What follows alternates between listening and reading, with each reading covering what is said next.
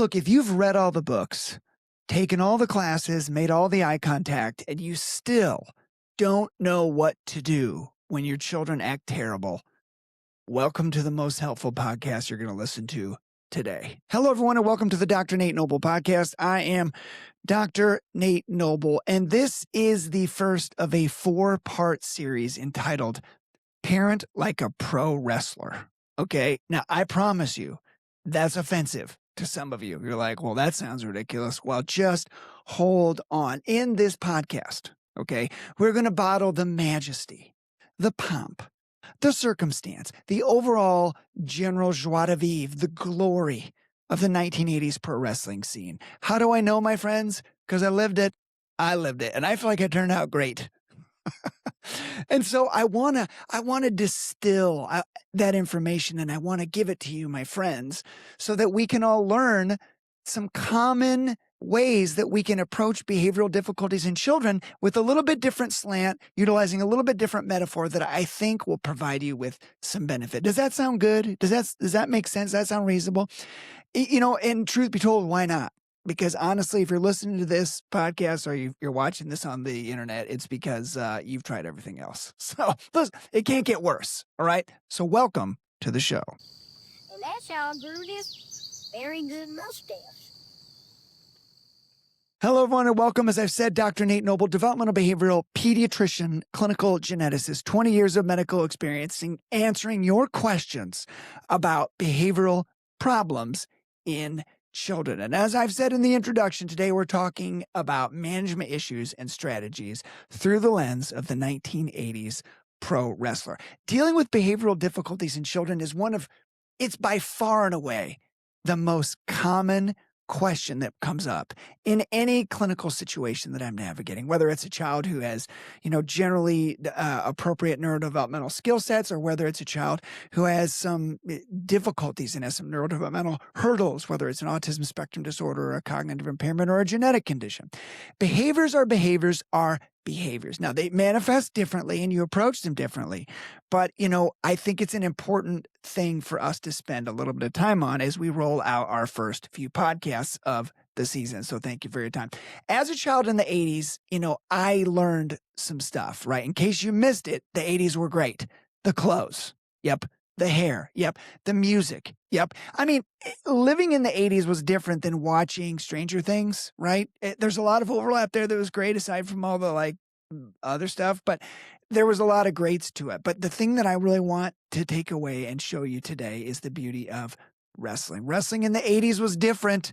It was different. All right. If you're between 45 and 55, you know who Randy the Macho Man Savage was. Hacksaw Jim Duggan, the Iron Sheik, Sergeant Slaughter, Jesse the Body Ventura, Andre the Giant, and Hulk Hogan. Listen, but it wasn't just about wrestlers. Okay.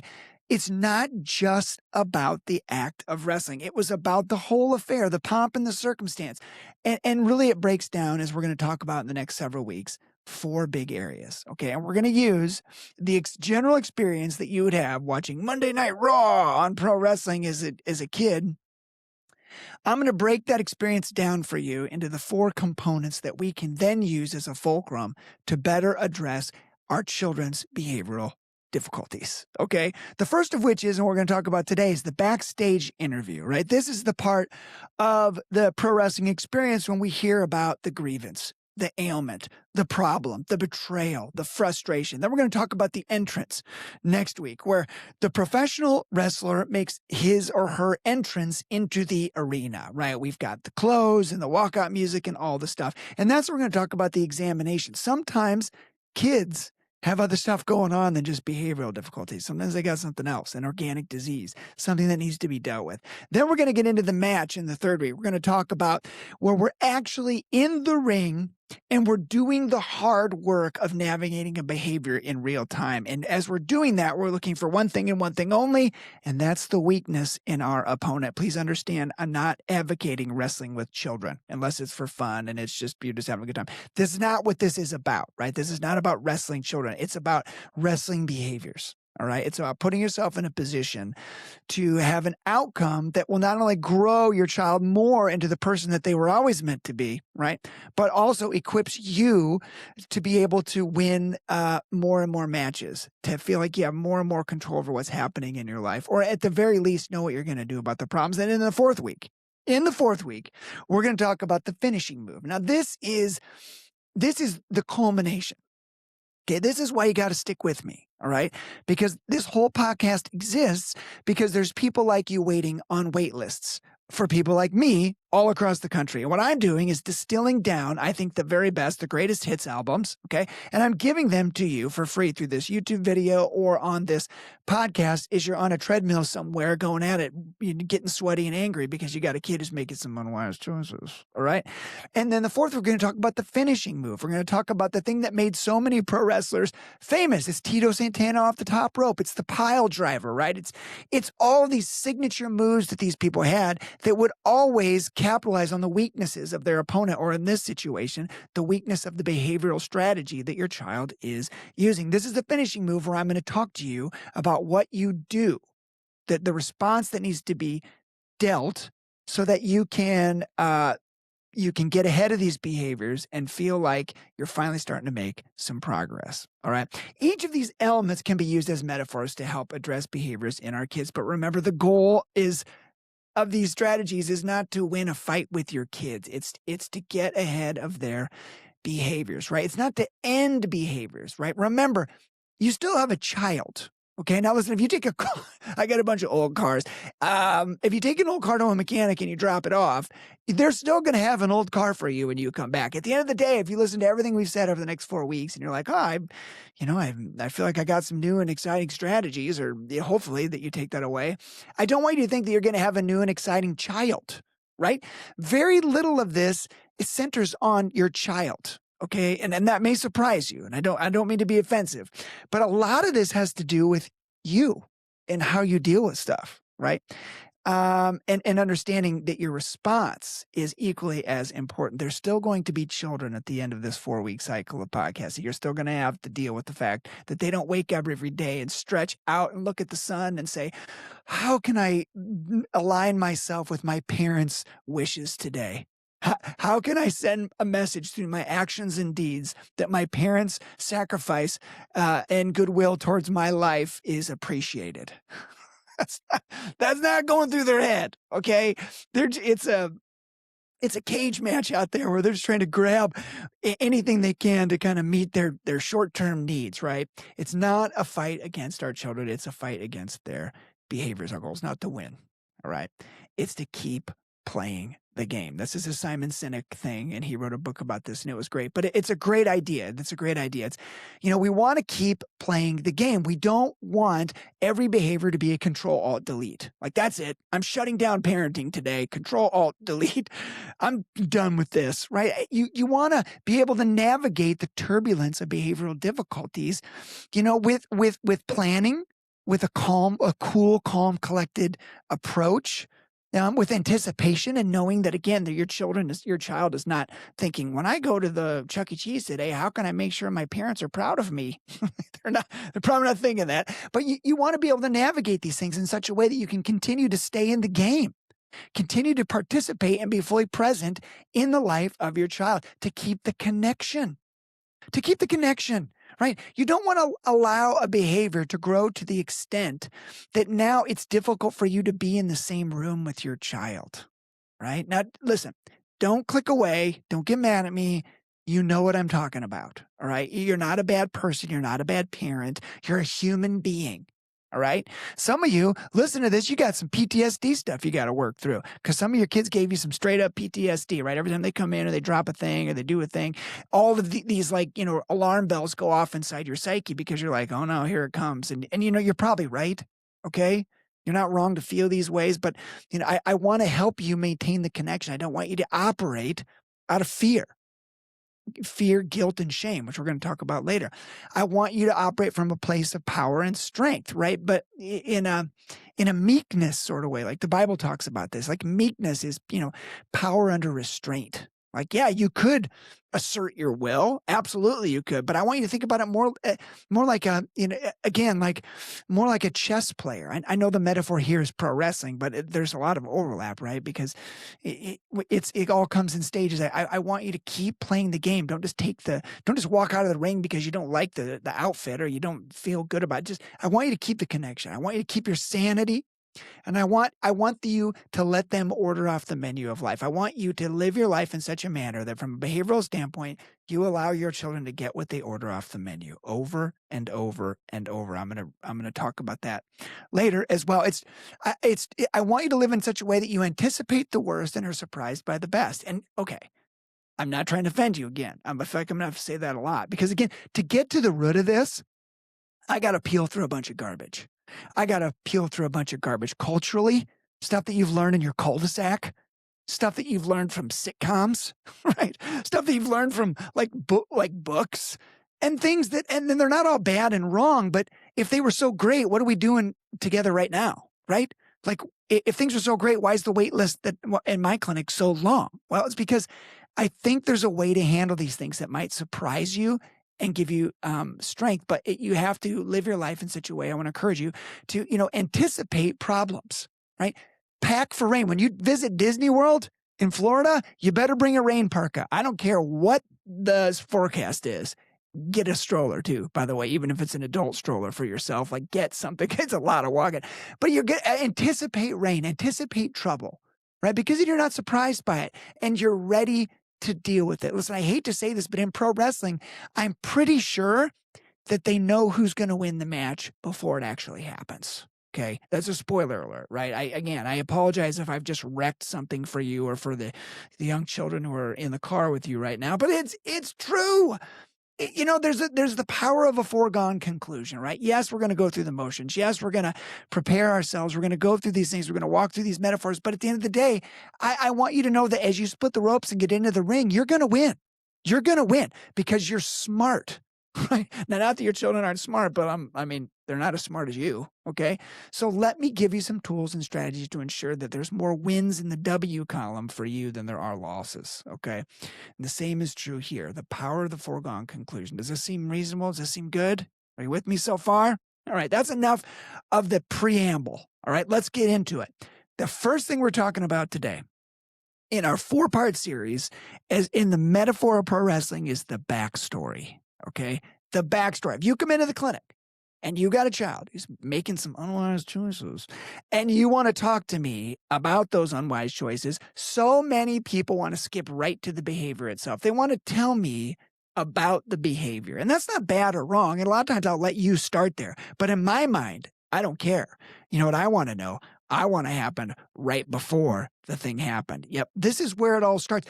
This happens, okay, in pro wrestling before the wrestlers come out. They're behind the scenes. They're behind the stage and they're getting an interview now. And the interviewer is asking them, like, tell us about why this is happening and tell us about your anger and frustration and fear and blah, blah, blah. And this is where the money is because it tells us why this battle is about to begin. It's betrayal, it's loss, it's revenge, something juicy, right? This is what motivates you before you know what? This is where you get your motivation to get in shape for your high school reunion. Okay, it's right here because you're remembering those people who were mean to you, right? This is your backstage story. You're going to show them that you do a whole lot of Pilates. I've been in Pilates like one time. It's very difficult. Okay. The same thing goes for your kids. The same thing goes for your children. You want to tell me about their behavior, and I understand it. I want you to tell me about the backstory. There is always a backstory. So much of behavioral management starts upstream, and you're thinking, oh, I know where he's going with this. Well, okay. Here's the benefit of being an objective outside observer to your family is that I'm not blinded by the emotional smokescreen. Right? I'm not having to wade through a pile of fear, guilt, and shame and embarrassment and judgment from your neighbors because they're having like pop-up obscure bonfires on a Wednesday night that you're not cordially invited to because your kids make poor choices and because you're awkward. You know? This is me. But and again, like, it's like so much of behavior starts upstream. We have to understand, like, what led us here, okay? What led us here? What was the antecedent, the A? All right. So if you're taking notes, for some reason, if you're listening to this podcast at a desk, which I highly doubt you are, the first question you need to ask yourself as you're thinking about behaviors is, what is the antecedent for this behavior? Okay, now I know this makes sense. Just come on, just listen to me. I know this makes sense, but we have to go through the steps. Otherwise, what I'm going to tell you in week 2, 3, and 4 won't make any sense. Okay. So what do you think? Before we get to your kids, let's just start with you, adult friend, mom, dad, awesome person. You're doing a great job, by the way, just FYI. What makes you mad? What makes you blow? Come on, it's not complicated. It's the same thing for your kids, all right? And let's talk about it. Just the other day, I saw a guy. That was maybe, I don't know, a week or two ago. I saw a guy.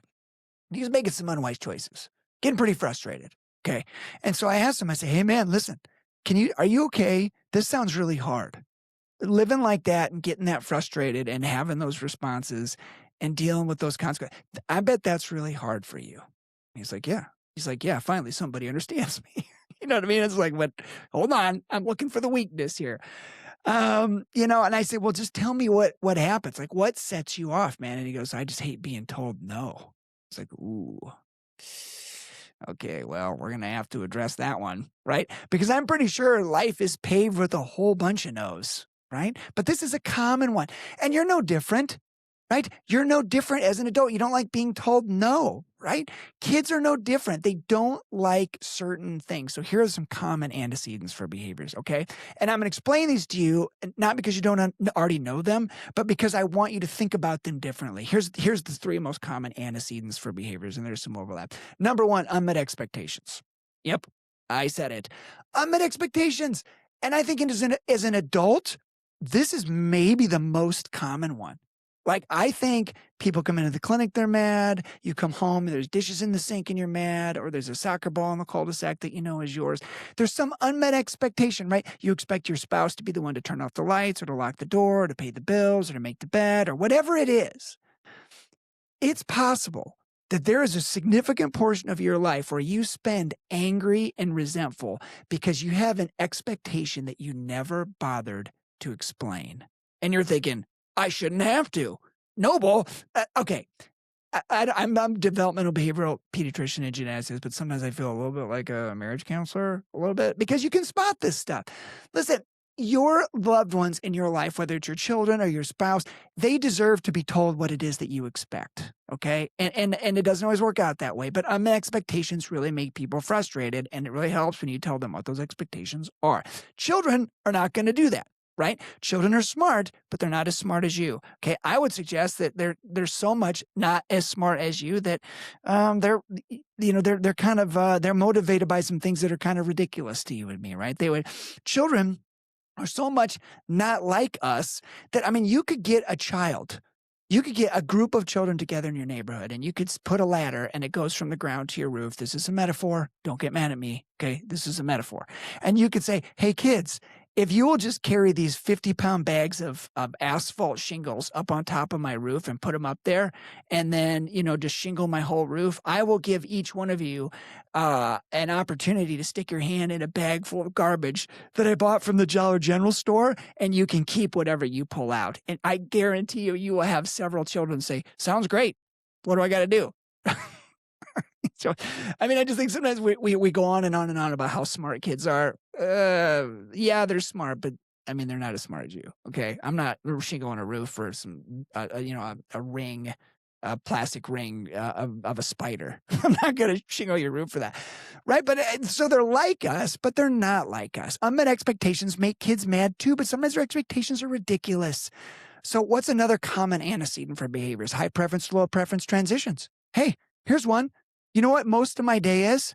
A high preference to a low preference transition. Yep. It's me doing things I like to things I like less. Example, getting out of bed, right? I got gravity to deal with. I got low back pain to deal with. I got like a bunch of animals and a dog, and I got all these things I got to figure out. High preference to low preference transitions, right? Kids are doing something they like or they're kind of indifferent to, and then they like then you ask them to do something they like less. They get off the bus, that was okay. They walk in, that was okay. You ask them to empty out their lunchbox, well, no, that's not okay. Right.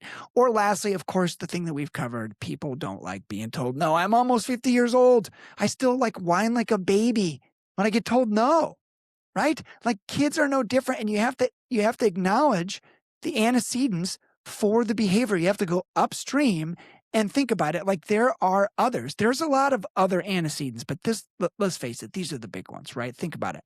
This is what makes you nutso as well. And the same goes for your kids. And so now that we know what led to this fight, now we know that, right? But before we can move on to the rest of the backstage interview, before we can even begin to do the entrance into the arena, to split the ropes, get in the ring, right? And just start wrestling, right? And then get to our finishing move. Before we do any of that, we need to stop right here, okay? Because I don't want to go any further because I have two important questions to ask you. And I do this in the clinic. I do it in the clinic, okay?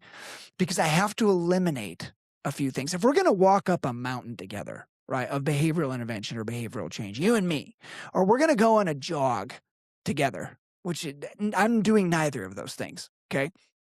But let's just say the first thing I'm going to do if you invite me on a jog is to empty my pockets. I don't need to carry like my keys and my phone. I don't need to do all that stuff. If I'm going to climb a mountain, I'm not going to take, a bunch. I climbed a mountain one time with a bunch of guys and we carried way too much gear on our backs. And our backs, what I mean by that is my back and then another one of my friends' backs and other two friends. I love them, but they didn't really carry much. No offense to you guys if you're ever watching this.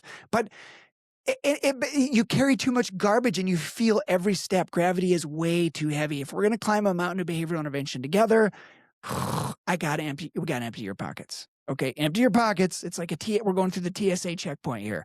Where do your ideas on parenting come from? All right, now I'm about to get into it. I'm about to open a can on all the stuff, right? And I'm not here to blame you at all, but we all have our own ideas about parenting and where they came from. Some of it's your family, right? You came from a family like, well, my family knows best. I know all about things because I had a very good family, and you probably did. Okay, great. Right? Some of you learned parenting from a book or from a book club, right? Or something like that. Or some of you learned parenting from a sitcom or some kind of or your neighbors, right? Because they seem to have it together because they have a boat and they drink White Claws and they wear those dude shoes. I don't mean to make fun of anybody who does that, but I was like, okay, they're in a competitive baseball league. Great. Some of us, we have our own ideas, right, about parenting, and it all came from somewhere. And while those might be good, they might be good stories, all right? This isn't Avatar, right? This isn't a thing where, like, we have to live, like, through the lens of someone else's story, right? Those might be good things, but they might be good stories, but they're not your story, okay? Listen, your nieces and nephews, not your kids. Your neighbors and their children, their marriage, not your marriage, not your kids. And that doesn't mean it's better. And it doesn't mean it's worse. It's not yours. We have to start with ownership. We have to empty our pockets. Stop trying to take pages from everybody else's book. Would you please, can I just give you that as a freebie today? I want to help you. I want you to be successful. I want you to feel good about parenting. But before we do, we have to empty your pockets of all the garbage. You want to know something?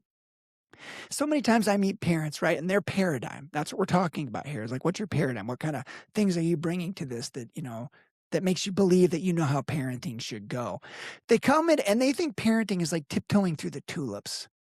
I'm going to have a bunch, I don't mean to parody you, but this is what I hear in my mind sometimes. I'm going to have a bunch of children and we're going to sit by the fire and wear denim clothes and we're going to eat carrots. We're gonna eat carrot stew from an organic garden that I've planted in the back of my glimmering cul-de-sac. And my children are gonna listen to me as I read books, and then they're gonna help me mow the yard with one of those push mowers that doesn't require gasoline.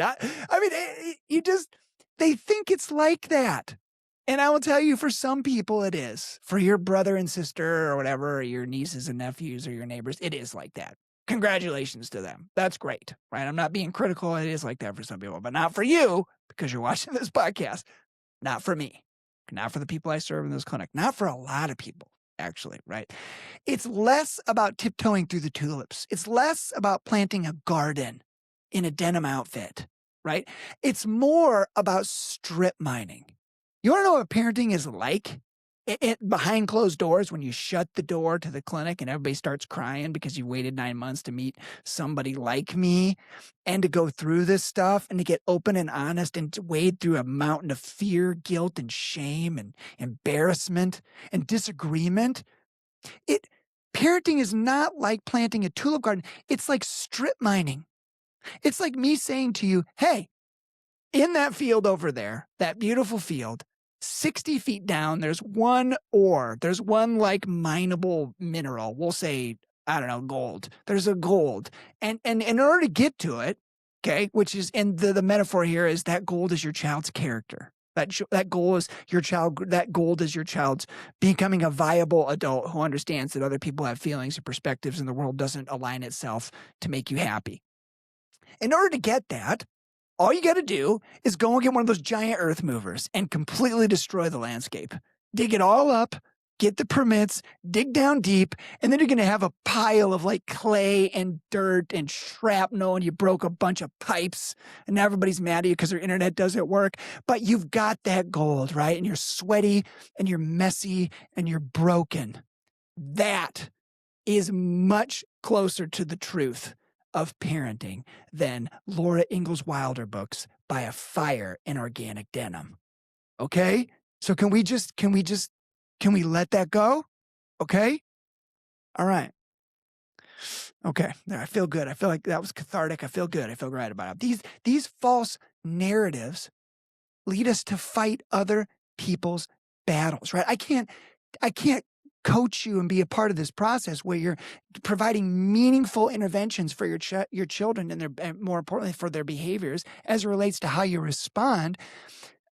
If you're fighting somebody else's battle, maybe a fictional character, right? I can't do it. The question you have to think about is, should this be my fight or is this someone else's fight that I am living? Like, remember that friend when you went to the bars in college who always got into a fight with everybody? I mean, you go to the bathroom and you come back and this Yakimo's got a bunch of people fighting and now you're like, well, I guess I better pick up a bar stool and smash it over. Blah, blah, blah. You know, I mean, it's like, you don't want to live your life like that, right? Don't do it, right? Don't let that happen to you. Don't fight somebody else's battles, irregardless of the fact that you don't want to fight somebody else's battles. There are some battles. There are some things that you do need to fight. And that's for you to figure out in your family, right? Many antecedents are unavoidable. You're going to have unmet expectations. You're going to have low preference transitions. You're going to get told no, right? I don't want to wear a helmet. I don't want to wear a seatbelt. Brushing my teeth doesn't make me feel good. I'm going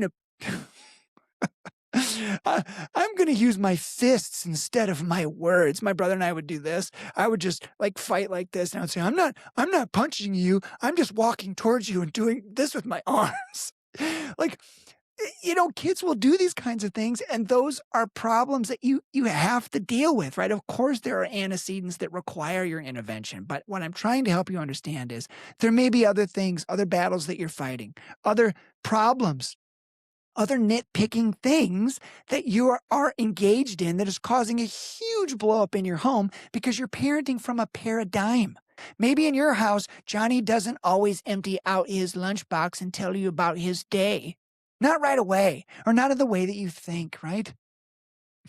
Listen, we want to say yes more than no to kids. As a general rule, you want to say yes 4 times as much as you say no. And I just think about that. These kids live with you for 18 years or whatever it is, 20, whatever it is.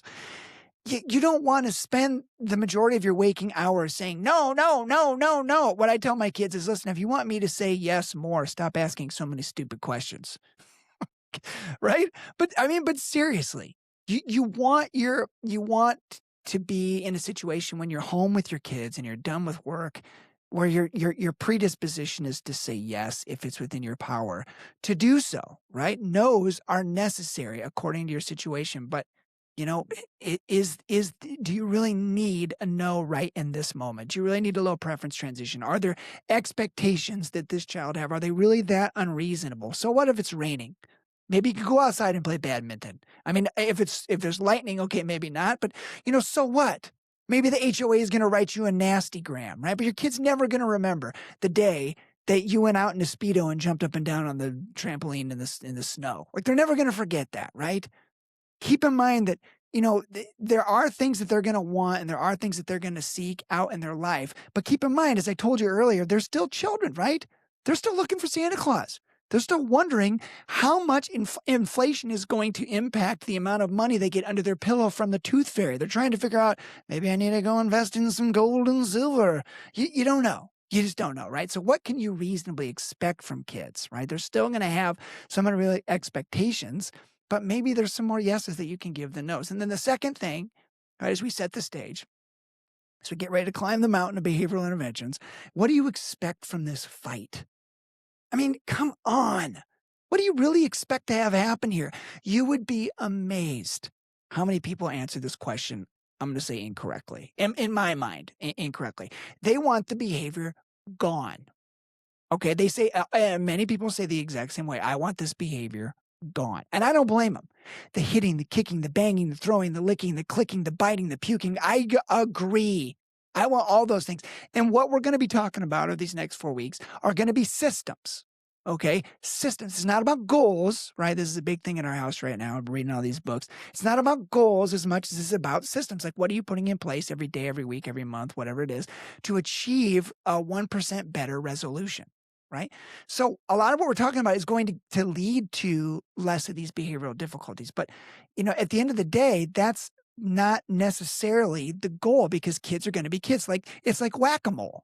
You get rid of one problem, they're going to develop another one, right? They're just like, I'm hitting this one. This one's gone, and now I'm over here doing this one.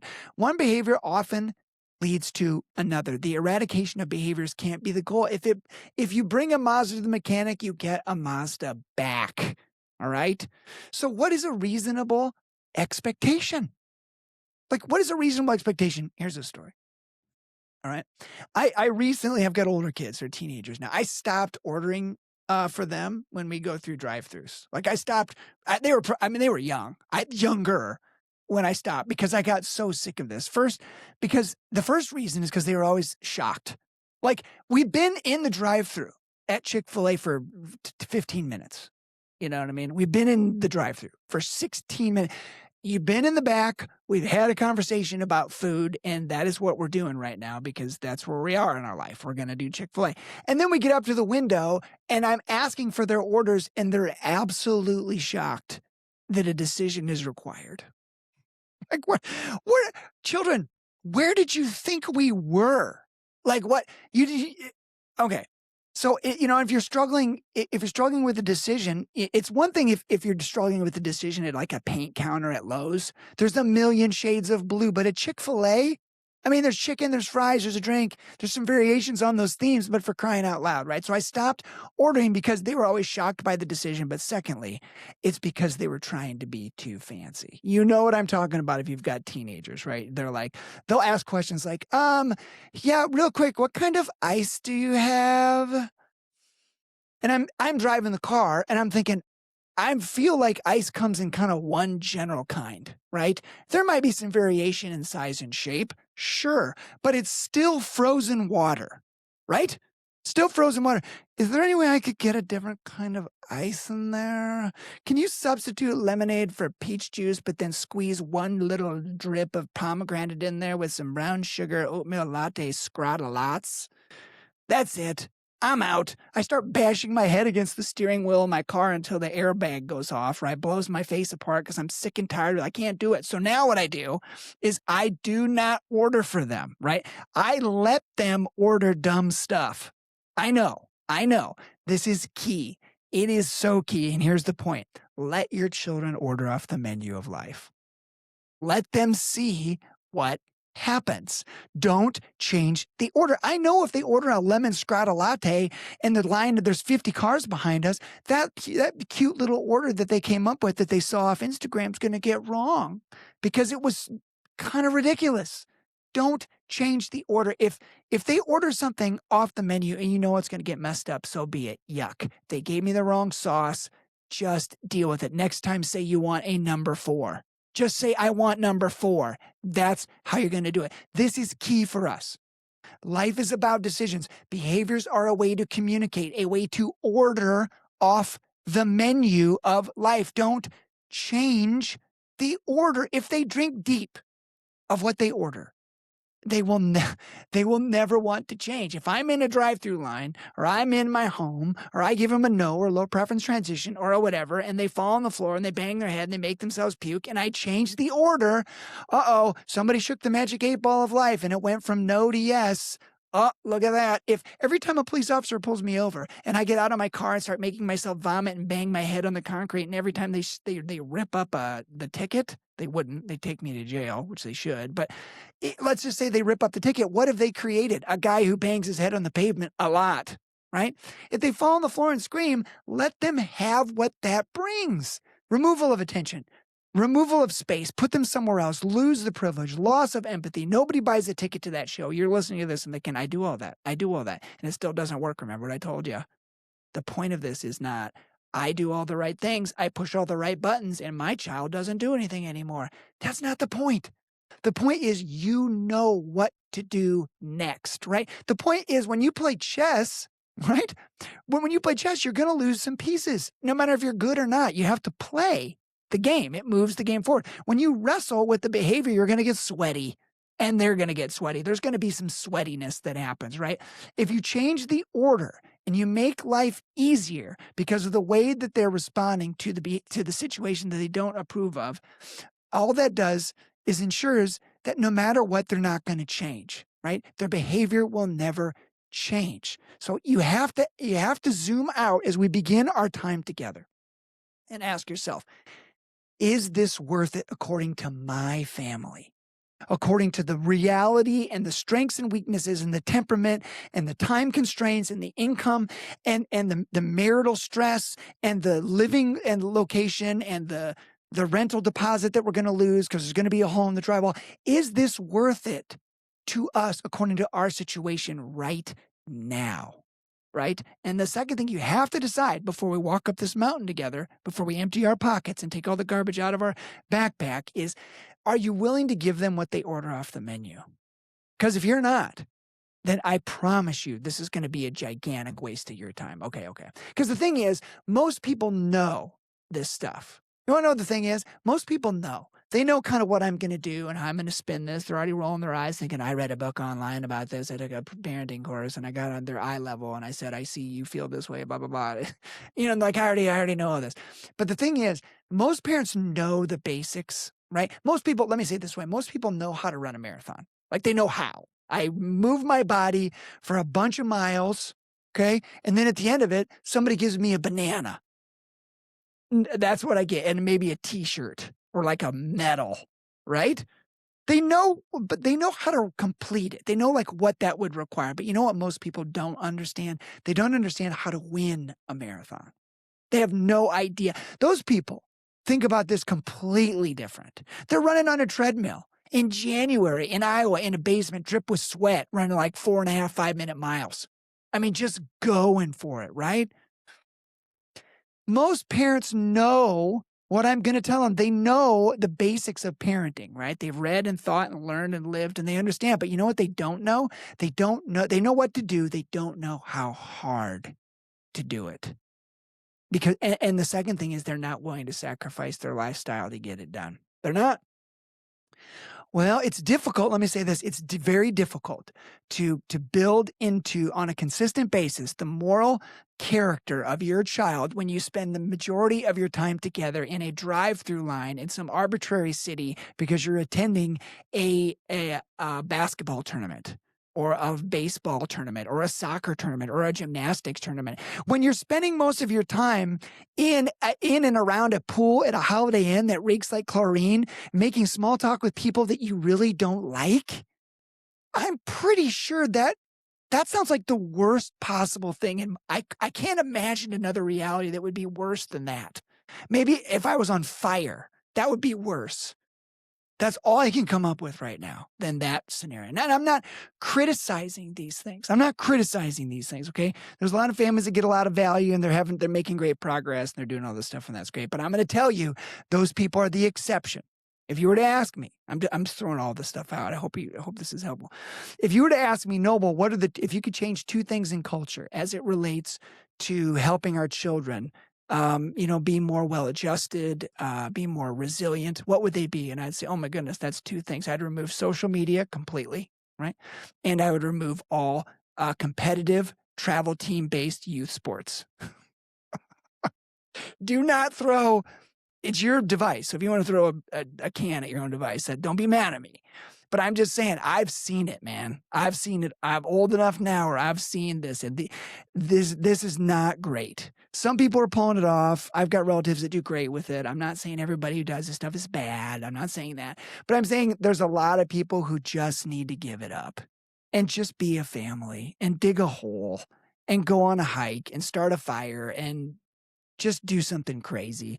Going to a Holiday Inn in Omaha is not that crazy. All right. Okay. Woo. Okay. Now that we've kind of covered the basics, we've emptied our pockets, right? And we talked about the antecedent. Before I show you the path up that mountain, we've got to get clear on those two questions I just asked you. Okay. So now that we know why this fight is going to happen, now we know the antecedent and we've emptied our pockets. Now we know what has caused the fight, right? The antecedent. We've done all the hard work. We've emptied our pockets and we're ready. Now, and only now, is it time for us to talk about the behavior itself. All right. This is when I want to hear you talk about the behavior. This is your time to lay it all out. Maybe if you're listening to this tonight when you're in bed, you're talking with your spouse, write it down. Write down the things because you're thinking, oh my goodness, my child does so many things. No. I want you to write down the 2 or 3 things that your child does that wrecks your relationship with them. It breaks the connection with them. It makes you have a heightened sense of stress and irritability when they come into a room. Okay? I don't like talking like this. I don't like it, but I live this reality in the clinic. I know that this is how people feel, and I'm not blaming you. Okay? But when you're thinking about what behaviors to analyze, what things to really talk about, there's a lot of behaviors that you're probably going to, as we get to know each other, you're probably going to have to let it go. But there's some behaviors you're going to have to put in the crosshairs and get after it, okay? These are the behaviors that will bring you to the clinic. These are the behaviors that will bring you to your small group or church. These are the behaviors that will break your back. This is the stuff you want to show me on a video. Okay. Now, listen, just as another free FYI, when you meet with a physician or a counselor, I really don't think showing them a video of a child rolling around on the floor and vomiting is helpful. I feel like my imagination's pretty good. I feel like I can imagine what that looks like in my mind. I really can. But you know what I do want to see when those meltdowns happen? Unless you're going to flip that camera around and show me what you're doing in response, I don't want to see it. Because I'm much more interested in how you're playing the game of chess. I've seen their version. I want to see yours. If you have a video, all I really want to see is your response. So what are some common behaviors? Say it with me. Right? We talked about antecedents. We talked about all the things like that gets people mad. We emptied our pockets to go up the mountain. But now let's talk about what's got us here.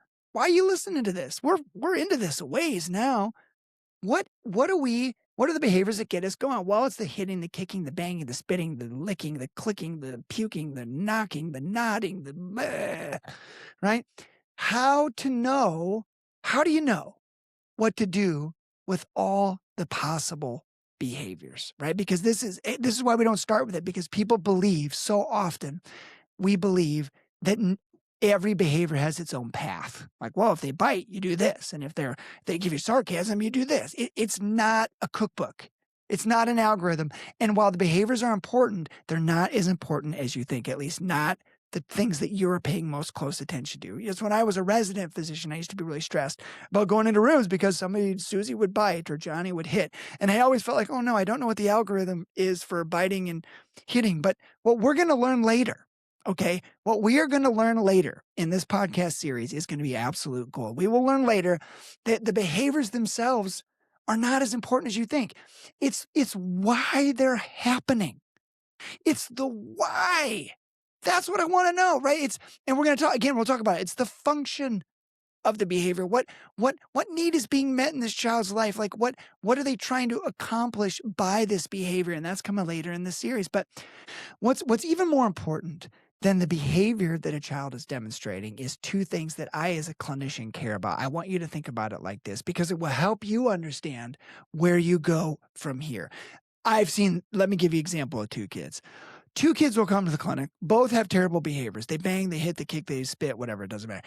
They do the thing, right? But I want you to, one has a fit like this that happens all day long. And each episode is 45 to 60 minutes. And the other has fits that happen all day long, but each one is only like a minute or two, 4 to 5 minutes. What am I talking about? I'm talking about the type of behavioral information that I find most helpful. Remember what I told you.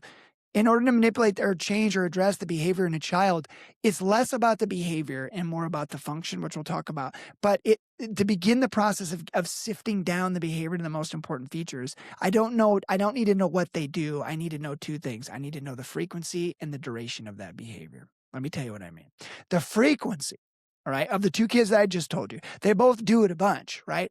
The frequency is like, that's a lot. They both have behaviors that are problematic all day, right? But let's say that the kid I just told you about is 3, right? Let's say they're 3 and they're struggling with language. So they're super smart, but they can't talk and they want a bunch of things and they freak out, right? That makes sense. The frequency of that makes sense. You know what frequency tells me? I like people to tell me the frequency of the behavior and then tell me how they feel about that frequency because you know what it does? It tells me about you. I call it I'm going to air quote this. This is a bad name for this, but I think you'll understand what I mean. It helps me figure out like how well adjusted you are. Because you bring a 3 or a 2 or a 5-year-old, or you bring a child who's 8 or 9 or 10, but maybe they have some cognitive delays. Maybe they're problem solving at 4 or 5 years of age. It tells me like what your perception of this situation actually is. Like, what do you know about 3-year-olds? What do you know about 2-year-olds? What do you know about 5-year-olds? What's your experience? How many other kids are in the home? Like, what do you really, what do you understand about the frequency that children have behaviors? Now, some kids have a certain temperament. They barely ever blow. They just wake up every morning to make you happy. You give them a glare like this. They're like, oh no, I don't want to make them mad. And then other kids get up and it's like somehow overnight they have a prison tattoo. They're 2.5 years old, and they're like, it's like it's like they've been out howling at the moon all night long, and now they have an arbitrary prison tattoo, and you're like, who are you? Where did you get a little tank top to fit your little muscles? And where'd you get those cool black boots? And why do you have an earring now? Like their temperament is just aggressive and intense, and you know who I'm talking about. You probably got one of those in your house, and you didn't do anything to cause it. You didn't. But that's how they came out. Like that's who they are, right? But it tells you something. The frequency tells me about your perception of this situation, right? And if you're not well adjusted, if you don't understand that based on the temperament and the age and developmental skill set and the way you handle things within your home, if we can't come to an agreement that frequency might be appropriate given what you've told me, then I can't land big interventions in your life. If you can't understand that there's a certain frequency that comes with behaviors in certain situations, then there's no way I'm going to be able to land an intervention in your life because you're never going to be able to handle it. You're walking around with a thimble full of capacity. You're like, I've got this much capacity. And then I don't need to get into behavioral strategies with you. I need to zoom out. Now we need to talk about work-life balance and stress and marriage and perception, who you live by and how you grew up and how you feel about this, right? I have to find a way to expand your capacity to receive the truth about what to do with your kid, right? And that day and that moment when you have a thimble is not the time. So maybe that's you. Maybe you're like, I got a thimble full of stuff. All right, we're going to get there.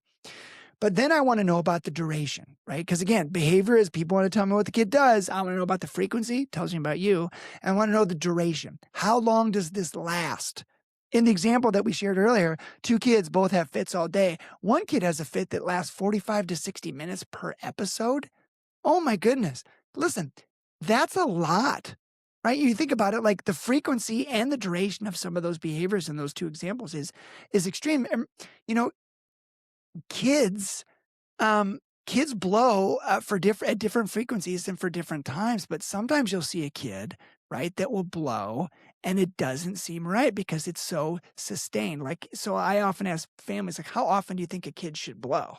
Again, I'm testing them to see, what it's like. I had a family one time come into the clinic for an emergent follow-up evaluation. Behaviors had a significant behavioral decompensation, big worries. They come in, it's a Friday afternoon. I squeeze them in. I say, tell me all about this. It sounds really bad. And I say, tell me how often this is happening. And they have to think, oh boy, I don't know. What do you think, honey? I don't know. I mean, it's been a couple times this month. I'm already over it. I'm like, are you joking me right now?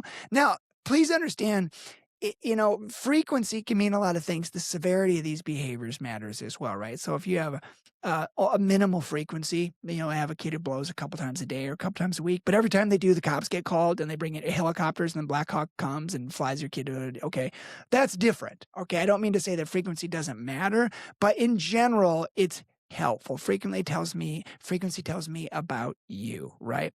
And the severity, that's an entirely different situation. So, but another question, then again, let's get to this. How long do you expect a child's behavior to last? Now, I can't run very long. Okay. I'm not what you would call athletic. You put me on a trip, but whenever I go on a treadmill, I always think I'm like still in shape. So I'll put it on like a little bit of an incline. I'll put it like a speed. Like I could probably, there's no way, but I'll get it going, and I can't sustain that for very long before I fall and get shut off across the gym. Right. Kids that go to like that DEFCON 5 level, maybe they got 5 or 10 minutes in the tank. Maybe they got 5-10 minutes in the tank. Maybe they got a couple episodes of that a day. But if it's hours, if they're activating to their solar plexus, they're activating for hours out of the day. What I want you to understand as we wrap up this discussion on frequency and duration is that if you got a kid who's doing that, and they're committed to that degree, something else is happening, okay? Don't listen to your relatives. Don't listen to don't listen to somebody who's trying to tell you to minimize this. If you've got a kid who's blowing multiple times a day and they're going to DEFCON 5 and they're staying there. I mean, we're talking not 5 minutes. We're talking this kid is out of it for a while. They're accessing they're accessing something deep within that needs further evaluation. There may be a neurodevelopmental disorder. They may have an organic condition. They may have constipation or vision or hearing problems or dental abscess. A bunch of stuff that people like me are going to look for, okay?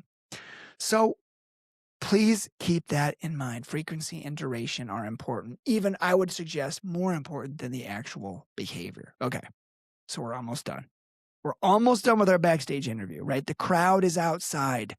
They're ready to see us make an entrance, right? We've got our lipstick on and we've got our neon on and we're wearing some super tight pants and some arbitrary boots that go up past our calves, and we're ready to do this.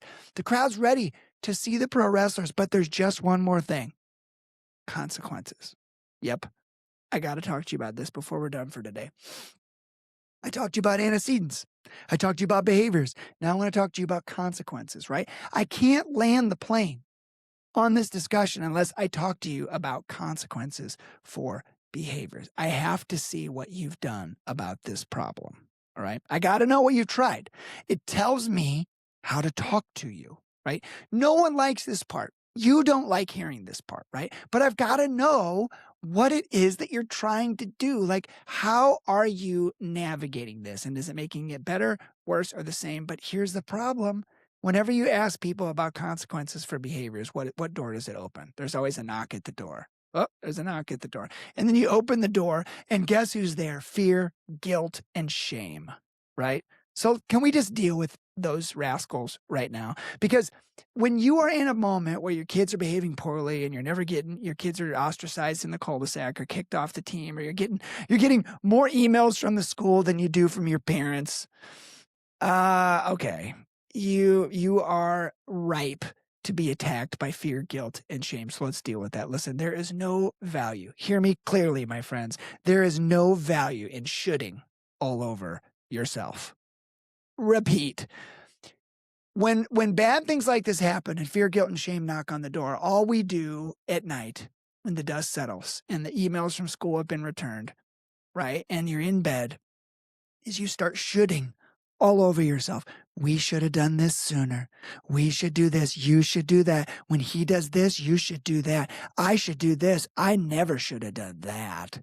Listen, do you want to know why windshields are big and rearview mirrors are small? Because the truth is, you're supposed to spend your time looking where? Ahead. I mean, come on, you know this. Were there things you could have done better? Sure. Could we all have done better? But listen, can you please just be nice to yourself? When you were a young parent, or if you're a young parent now, can you just stop? Like, just stop. It doesn't help you. It doesn't help your kid. Don't live as in the shadow of a person that you hold yourself up to that doesn't even exist.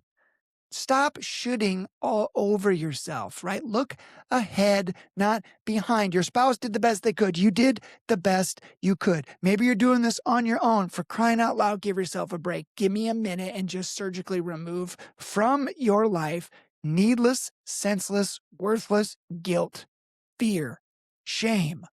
Take a hike. Not going to help us move forward, okay? It's never too late.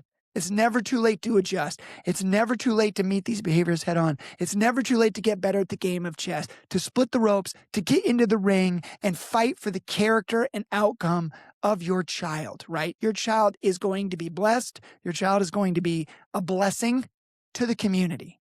Do you understand me? So you can't just drop the keys off the counter back to the mechanic and say, fix it. I'll be back later. I have to know what is going on. You have to answer some questions for me. People often think they've tried everything and nothing works, but don't fall prey to the false belief of terminal individualism. Do not sit here and think that you're special and different. Okay, let me clarify. No matter how hard it is for you, okay, there's people who have had it like that. They're in your neighborhood, they're in your school. I've certainly seen them in the clinic, and they are a wealth of knowledge and information. You are not alone. You're not alone. You just got to find your people, okay? You haven't tried everything. It's not that nothing will work. Don't throw in the towel like that just yet, okay? Don't think I should give up, right? Listen, I still speed. I love speeding. I speed. And I feel bad. I feel bad about it sometimes, but not that bad, all right? And when I get tickets, it's not like the police officers just go, you know what, Noble's not getting this. He's just, you know what, everybody, let's have a meeting of police officers and decide, well, Noble's not getting this speeding concept. So let's just cut down all the speed limit signs because they're not useful. He's not getting it. He's still going to speed. They just keep giving me tickets until they reward me with the Polk County Jail, allowing me to order off the menu and get what I order. Some response is required, even if you've tried it and it doesn't work. Some response to your child's behavior is needed, but I hope as we get to know each other further, I will get a better sense about what response you're using based on the function of the behavior so that we can be really, really intelligent about which pieces we take off the board. Do they hate it? Whatever you're doing. If you put them on timeout, do they hate it? Do they laugh? If you remove privileges, what do they do? How's your face? When you're doing this, how are you doing? Are you crying? Are you overwhelmed? Has your child received the message from you over and over and over again that the one thing they're really, really good at is overwhelming you, right? That they're just too much for you, right? Do you know what happens? Kids can develop this kind of identity of being really, really good at being at creating chaos in the home. And sometimes they take their pages from our faces. I'm not blaming you.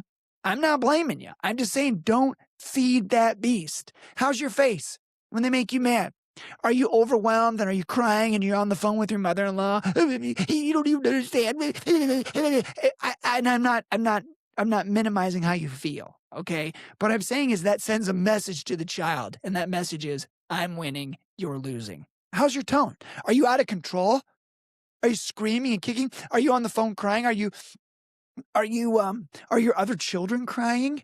Right? So now that you've got this little child who's just kind of like emotionally co-opted the entire environment of your home, right? They just kind of detonated this emotional bomb, and now they're like, ha ha, look who's in charge now. Everyone's mad and I'm good now because you're all mad. Does the movie get paused when they get removed? Do they lose their turn in the game? Does dinner keep getting eaten? Does ice cream get eaten? Like, what is it? And do they do this at school? Right? Listen, what is it? The best way to help is to spot the problem and start there, right? So I have to know what you're doing. I have to run some diagnostics to figure out what you've tried and not tried. Mechanics typically want to know, does it start? Do the brakes work, right? I need to know what you've done. And that way you can minimize your labor costs. You have to pay less money to get to the root of the issue. Partner together with me and we can get to the answer quicker. What are some common strategies people use for behaviors? When you're dealing with consequences, let's just end here, right? What are things that people do, right? Again, you don't need me to list these off because people know them. But if they were all so successful, if they're all so effective, why on earth does nothing seem to really work then, right? If you know that timeouts and loss of privileges and, some people are still using corporal punishment, which I don't condone or it's not a good strategy, but they're still doing it. Sarcasm. Comparisons. Well, the neighbors don't do this. Your cousins don't act this way. Your brother never did this. Right? Incentive plans. I'm gonna pay you for compliance. I'm gonna remove privileges for non-compliance. Like there's so many good books and videos about this. So why are clinics like mine so busy? Because we're not getting the point. You've got to have the right tools implemented in the right way. So many times we see behavioral difficulties and we see them and we go, I've got just the tool for this. So we keep one eye on the behavior and then we reach over our shoulder and we fumble around in the toolbox of life, not knowing that it is full of both standard and metric tools. Okay. So what's the point? Even if you get a crescent wrench, what if it's a metric and you're working on a standard? Like what if you have to understand that not all tools fit all engines? Okay. Timeouts and, all these different things and sarcasm and comparison, you're probably just grasping any tool you can find to try and tighten a bolt to fix a situation. And many of you are reaching behind your back and fumbling in the box of life and you're not getting anywhere. Every tool you use is either broken or doesn't fit. And it won't fit until you ask a better question. What is this engine about? Like, what is the function of this engine? What do I need specifically to tighten? And how can I get that tool put in place? There's so much more to say about this over the next few weeks, right? But it all starts here. It all starts with the backstage interview. So let's summarize. Antecedent. What sets your kid off? Okay. And then I want to know the behavior, but mostly what do I want to know? The frequency and the duration, right? If the frequency tells me about you. Are you pretty well adjusted? Are your expectations a little bit like, woo-hoo, because you read a Laura Ingalls Wilder book one time or you whatever, right? And the duration tells me about the child. Maybe there's something going on that needs a more emergent evaluation, some x-rays, some blood work, a physician, a provider to look at this kid. And then lastly, what are your consequences? Like, tell me what you've done to fix it. Does the car start? Have you tried the brakes? Is the battery dead? Right? Up next in the series, okay, next week, we're going to talk about what happens when we enter the arena. Okay. This is the entrance song. This is the outfit. Everybody can get a look at the champion as you walk into the arena, right? And this is dramatic. This is high drama. I mean, this is neon and spandex and all of the stuff, right? It's the outfit. It's the walkout song. It's so amazing. This is where we get a good look under the big lights, what we're up against. Okay. This is the metaphor of the medical evaluation. There are things medically that we need to think about.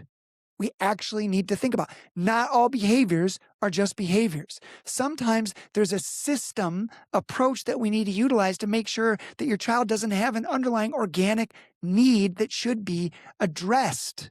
Okay? It's not just always just straight up behavior. Sometimes there's something underneath of it, pushing it, that we need to think about, right? So sometimes it's the aggregation of illness. Something else is happening. What are the medical issues that could be at play? Listen, thank you for joining us. Okay. This is the first of a 10-week series. The first 4 weeks is all behavioral management on our first ever podcast/YouTube channel. Check out our YouTube videos at dr.natenoble on YouTube. And we got a bunch of helpful stuff. And if you're listening on podcast, please remember that 5-star reviews actually do help us. If you're watching on YouTube, like and subscribe because it feels good. I will see you next week in the second installment of Parent Like a Pro Wrestler. Until then, I will see you later. And that's how I grew this very good mustache.